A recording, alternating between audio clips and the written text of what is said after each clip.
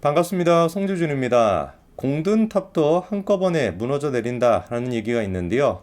지금 이재명이 처해 있는 상황이 딱 지금 그런 상황이다라고 할 수 있습니다.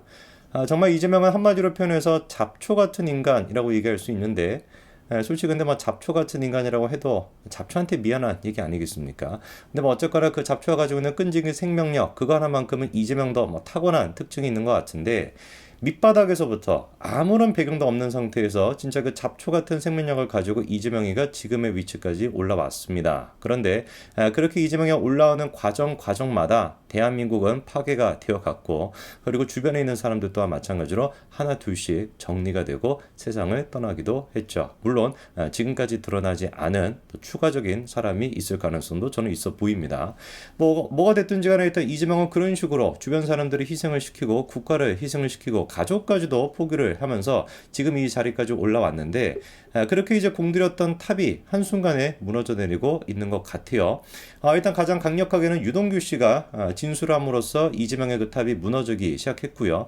그리고 이제 거기에 연달아 가지고 많은 사람들이 또 동조를 했습니다. 특히나 이제 범죄혐의랑 엮여 있는 사람들이 전부 다 지금 입을 열고 있고요.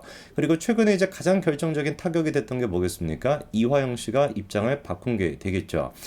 지금까지 진짜 뭐 여러 가지 논란들이 있었고 여러 사람들이 입을 열었습니다만 끝까지 의리를 지켰던 사람이 김용, 정진상, 이화영 세 사람이었는데, 그 삼두마차 중에서 이화영이라고 하는 마차가 지금 무너져 내린 거예요. 이화영 씨 같은 경우 뭐 작정했다라는 싶을 정도로 강력하게 지금 뭐 진실을 밝히고 있는 상태입니다. 자연스럽게 그러다 보니까 마차의 한쪽이 무너져 내렸으니 뭐 지금 정진상이 됐거나 김용이 됐거나 두 사람도 언제 나가리가 될지 뭐 모르는 그런 상황이죠. 그래서 우리가 오늘 영상에서는 김용과 정진상 두 사람에 대한 운명을 좀 얘기를 해보겠고, 그리고 결국에 이재명에 대한 운명까지도 한번 점쳐봐야 될 것 같은데, 일단 이화영 씨 같은 경우는 대북 사업에 대해 가지고 강력하게 지금 폭로하고 있습니다. 특히나 최근에는 정진상이라고 하는 이름 세 글자까지도 등장을 시켰죠.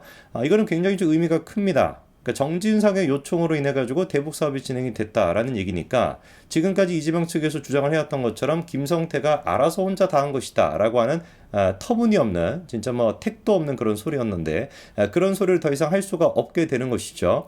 왜냐하면 이화영이 같은 경우는 평화부지사라고 하는 직책이 있었기 때문에 뭐 대북 사업에 대해 가지고 뭐 어떤 식으로 관여를 했다라는 식으로 얼버무릴 수 있다라고 해도, 아예 그냥 이화영이 뭐라고 지금 얘기한 거예요?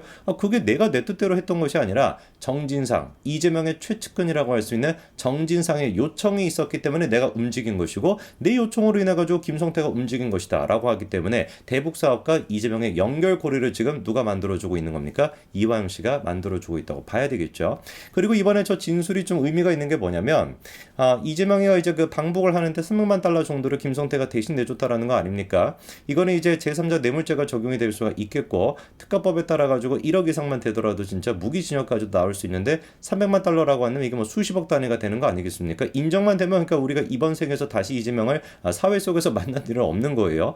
그만큼이나 심각한 문제인 것이고, 그리고 또 주목해봐야 되는 게 이 진술의 신빙성인데, 지금까지는 어떻게 보면은 이재명 측에 있던 사람들이 진술했던 건 아니었습니다. 그러다 보니까 민주당 쪽에서도 그거는 그냥 뭐 지들끼리 그냥 입을 맞춘 것이다, 소설을 쓰는 것이다 라고 얘기를 해왔지만, 이화영은 글자 그대로 평화부지사였던 사람이에요. 이재명의 측근이었던 사람입니다. 근데 극단적인 선택을 시도하지 않고 저렇게 입을 열고 있으니까 충분히 신빙성이 있는 것이고, 그리고 또 두 번째 같은 경우는 이 지금 대북 송금에 대해 가지고 이화영이가 폭로를 하는 것이 자기의 이익만을 위한 게 아니라는 겁니다. 저렇게 폭로하게 되면서 자기에 대한 범죄 혐의도 입증하는 꼴인 거예요. 공범이 되는 것이니까. 근데 자기가 지금 죄를 인정하면서까지, 자백을 하면서까지 증언하고 있다 보니까, 이 형사법 체계에서 증언 중에서 가장 강력한 증언이 뭐겠습니까? 자백인 거거든요. 내 죄를 내가 알리겠다라는 거.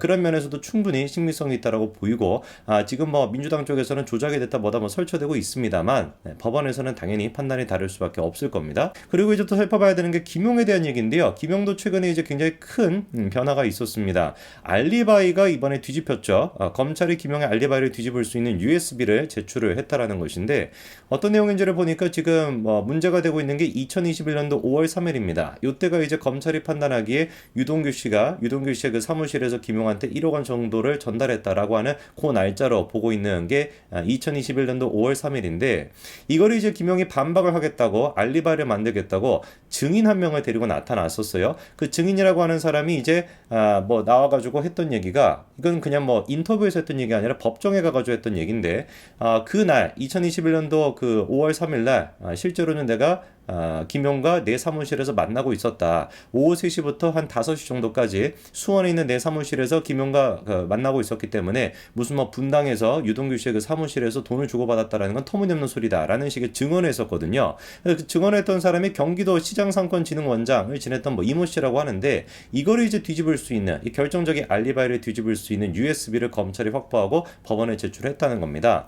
그 USB 같은 경우는 이제 검찰 측에서 김용에 대한 압수수색을 진행할 때 확보한 USB라고 하는데, 거기 안에 들어가 보니까 텔레그램 그 자료를 정리해 놓은 폴더 같은 게 있었다라고 해요. 근데 그 자료가 언제 다운이 됐는지를 보니까 아까 전에 2021년도 5월 3일 그 3시부터 5시 사이, 그러니까 그 김용이 증인이라고 얘기했던 그 사람이 수원에서 나를 만나고 있었어요 라고 했던 그 시간에 김용이 분명히 분당에 있는 사무실에서 그 텔레그램을 다운받았다라고 하는 게 기록으로 확인이 된 겁니다. 물론 그러면 우리가 이런 가정을 해볼 수도 있겠죠. 김용이 그거를 직접 다운받은 것이 아니라, 김용의 컴퓨터라고 해도 김용이 직접 다운받은 것이 아니라 다른 사람을 시켜가지고 다운받게끔 할 수도 있었던 거 아닐까. 김용은 그러니까 실제로 증인과, 자기가 이제 증인으로 내세웠던 그 사람과 만나고 있었고, 수원에서 분당에서는 자기 어떤 그 뭐 부하 직원 같은 사람을 시켜가지고 텔레그램 그런 걸 다운받고 있지 않았을까라고도 할 수 있는데, 그건 터무니없는 얘기죠. 왜냐면은 애당초 텔레그램 메시지라는 게 뭡니까?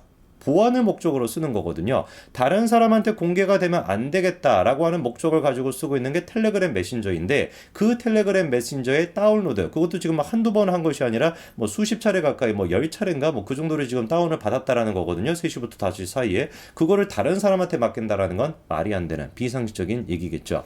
누가 보든지 간에 그거는 지금 김용이 당시 이제 그 상임이사로 근무하고 있었던 코리아 경기도 내 자기 사무실에서 직접 다운로드를 했다라고 볼 수밖에 없겠고, 법원 또한 마찬가지로 그렇게 판단할 것으로 보입니다.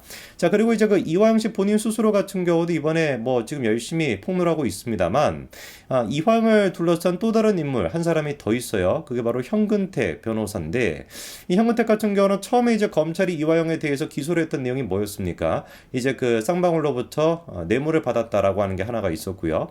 그 다음에 이제 그 불법적으로 뭐 북한에 외화 같은 거를 이제 그 유출시켰다라고 하는 거, 그 두 가지 혐의로 이제 기소가 됐을 당시까지 현근택이가 변호사였어요. 이화영의. 근데 어떻게 된 것인지 나중에 그 현근택이가 변호사에서 사임을 했습니다. 뭐 때문에 이제 사임을 했냐? 뭐 지가 담당하는 사건은 전부 다 이제 기소가 되고 전부 다 뭐 구속이 되기 때문에 사임을 했냐? 그런 이유도 있을 수 있을 것 같은데, 일단 검찰이 그때 이제 뭐를 지적을 했었냐면은, 이화영 씨의 재판 기록을 유출시켰다라고 하는 혐의가 현근택한테 있었던 거예요. 그래서 이게 이제 문제가 되다 보니까 현근택이가 이제 사임을 했던 것인데, 그럼 어쩌다가 현근택이가 이렇게 꼬리가 잡히게 됐냐? 글자 그대로 그냥 유출만 시키고 주변 사람들한테만 줬으면은 그냥 뭐 가만히 지나갈 수도 있었을 텐데, 이거를 하필이면 현근택이가 이재명이한테 줬다라고 하는 얘기가 나오고 있는 겁니다. 그거를 우리가 어떻게 할 수 있냐? 이재명이 본인 집 페이스북에다가 써놨습니다. 이거 한번 보십시오. 가짜뉴스 생성 과정이라고 하면서 쌍방울 비서실장의 공개 법적 증언과 증언 보도, 이 두 가지를 나란히 저렇게 지가 써놨거든요. 야, 그리고 진짜 민주당은 무슨 생각인지 모르겠는데, 2023년도 3월 22일 더불어민주당의 뭐 검찰 독재 정치 탄압 대책위원회 이런 데 진짜 막 북조선 같이 지어놨습니다. 저기 지금 보니까 나노스, 여기 이제 그 이화영 씨랑 연관이 되었, 이화영 씨가 무슨 사회이사인가? 그거로 있었던 쌍방울 그 계열사 아닙니까? 근데 그 나노스의 IR 자료를 갖다가 저런 식으로 민주당이 또 공개를 했는데, 저 자료도 알고 보니까 뭐였던 거예요? 검찰이 법원에 제출했던 증거 자료였습니다. 증거자료 같은 거를 유출을 시킨다. 그 자체가 뭐가 되는 거예요. 아까 말씀을 드린 것처럼 형사처벌 대상이 되는 거거든요. 그러니까 뭐 현근택 입장에서 좀 황당할 수도 있을 것 같아요. 아마 이렇게 공개가 될 거를 예상을 못했을 가능성도 있을 것 같습니다. 그렇지 않고서 지가 지 스스로 뭐 1년 이하의 징역까지 선고가 될 수 있는 범죄를 저지른다? 그건 제가 보기에 좀 비상식적인데, 현근택도 그냥 당적인 차원에서 내부적으로 대처하자라는 맥락에서 저런 것들을 제공했을 가능성이 높은데, 우리 이재명은 상식을 또 뛰어넘는 사람이죠. 현근택이 뭐 어떻게 되든지 간에 상관없이, 네가 뭐 구속이 되든 네가 뭐 벌금을 받든 상관없이, 변호사 자격증이 박탈이 든 상관없이 나는 그냥 나를 위해서 쓰겠다. 그래가지고 페이스북에다 그냥 뭐 올린 거 아니겠습니까? 현근택에 대한 케이스를 보면서도 아마 두 사람이 좀 느끼는 바가 많을 것 같아요. 야, 나를 위한 변호사조차도 저렇게 이재명이가 지를 위해서라고 한다면 써먹고 버려버리는데 하물며 나는 어떻게 하겠냐. 나 또한 마찬가지로 사용 가치가 떨어지면 버릴 수 있겠구나. 이런 생각을 당연히 하지 않겠습니까? 시기적절하게 정말 현근택의 이 문제까지 터져가지고 정진상과 김용이 현근택을 보면서도 아마 느끼는 바가 많을 것 같습니다. 우리는 그저 총선 전까지 이게 다 입을 열게 될지 아니면 총선 중간에 입을 열게 될지 그것만 지켜보면 되지 않을까 싶습니다. 여기까지 말씀드리겠습니다. 감사합니다.